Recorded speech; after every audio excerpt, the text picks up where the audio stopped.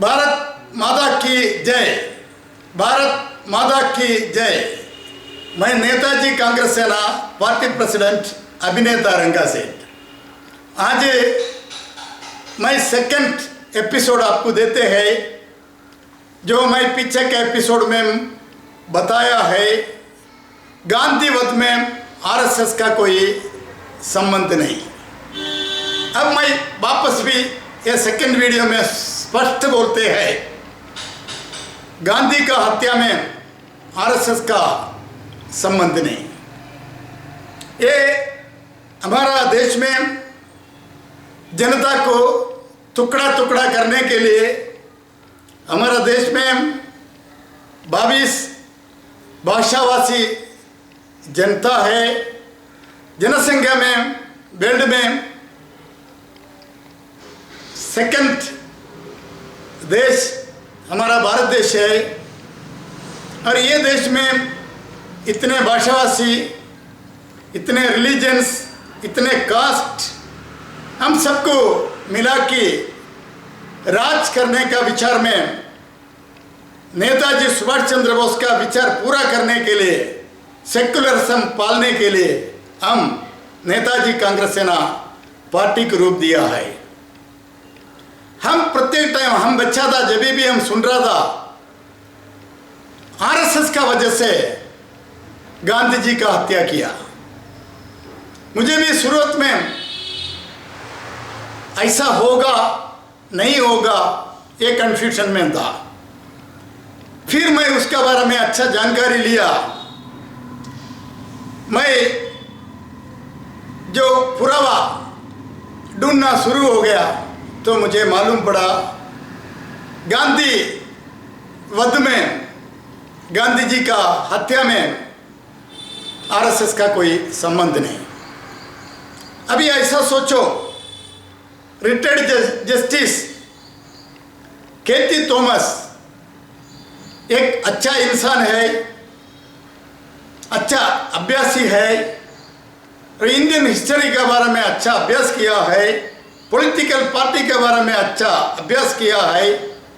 और उसने पीछे कुछ साल पीछे उसने खुलासा किया है, पूरा रिकॉर्ड रिपोर्ट वो पढ़ के देखने के बाद उसने खुलासा किया है 1963 में जस्टिस कपूर कमीशन रिपोर्ट बनाया, फाइनल रिपोर्ट बनाया।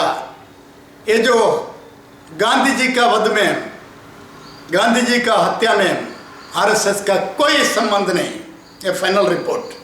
उससे पहले जुडिशियल बोर्ड फाइनल रिपोर्ट बनाया है, जुडिशियल बोर्ड फाइनल रिपोर्ट बनाया है, उसमें भी आरएसएस का कोई रोल उसमें नहीं, वो स्पष्ट किया है, व्यक्त किया है। उसका बाद हमारा जो माना हुआ व्यक्ति रिटायर्ड जस्टिस 25 साल उसने हाई कोर्ट जज, सुप्रीम कोर्ट जस्टिस, ये पद में उसने 25 साल काम किया है। और वो भी इसका बारे में अच्छा अभ्यास करके दुनिया का सामने बताया है। सिर्फ कांग्रेस वाला, गांधीवादी कांग्रेस वाला ये कुछ अभ्यास करता नहीं, न्यू जनरेशन को घुमाने के लिए झूठा प्रस्ताव करते हैं। ये भयानक परिस्थिति बनाने का काम है। ऐसा कांग्रेस बुरा काम करते हैं। ऐसा कांग्रेस तो कोई अच्छा काम अभी तक किया नहीं। गांधी जी कांग्रेस अभी तक कोई अच्छा काम किया नहीं। मैं कांग्रेस वाला से एक सवाल करेगा, उसका जवाब आप देगा, आप दे सकते हैं क्या? मैं कांग्रेस वाला से एक सवाल करते हैं। 1963 का जुडिशियल रिपोर्ट मिलने के बाद, सुप्रीम कोर्ट फाइनल रिपोर्ट मिलने के बाद नेहरू जी को विश्वास हो गया है। वो समय पर नेहरू जी रिपब्लिक डे दिन आरएसएस आरएसएस को ऑफिशियल इनवाइट किया है। देखो, Nehru ji Republic day parade कार्यक्रम को आरएसएस को ऑफिशियल बुलाया है। अरे पीछे का हिस्ट्री आज का कांग्रेस वालों को मालूम नहीं, ऐसा बता रहे, जानकारी नहीं ऐसा बता रहे। इसका बाद तुम आरएसएस का वजह से आरएसएस ने गांधी जी का हत्या किया, ये मत बोलो। आरएसएस गांधी जी का हत्या करने को लगाया, ये जनता को गुमराह करने का काम मत करो। मुझे कुछ आरएसएस से लेना देना नहीं, कारण तुम ये एक विषय नहीं है। देश को तोड़ने के लिए तुम अनेक काम करके तुम पापी का रूप में देश में राज किया है। ये मेरा दिल में दुख है करके मैं ये बात बोलते हैं। नेताजी सुभाष चंद्र बोस का हिस्ट्री तुम दबा दिया है, वो वजह से नेताजी कांग्रेस सेना हमेशा कांग्रेस प्लेटफॉर्म का विरोध रहेगा। नेताजी कांग्रेस सेना को आरएसएस से कुछ लेना देना नहीं है, लेकिन झूठा प्रचार तुम मत करो। अब देखो, एक देश को कौन बचाएगा?